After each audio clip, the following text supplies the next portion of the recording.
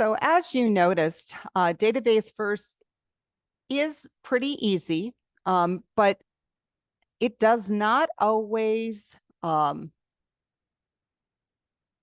work the way you think it's going to.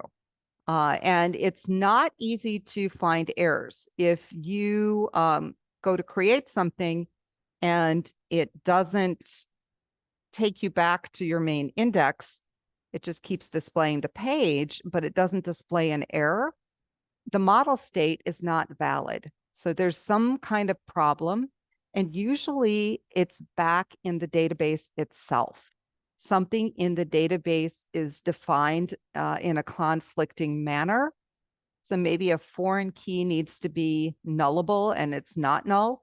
But it's hard to figure that out with database first because it doesn't throw an error message. It just won't update. So kind of beware of that.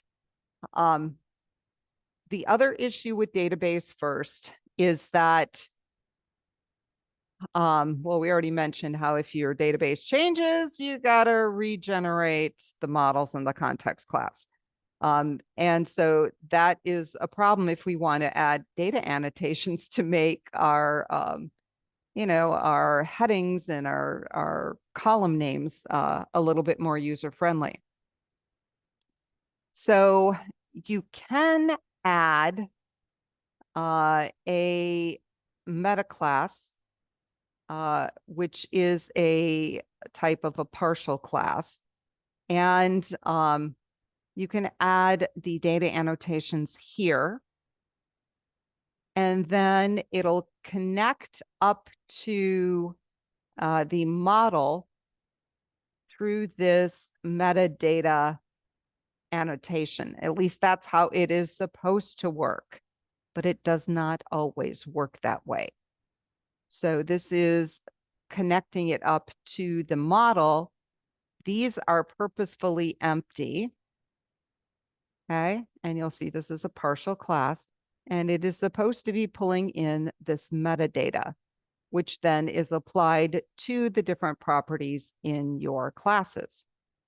Okay, so in theory, it did used to work. It did not work for me very well this time.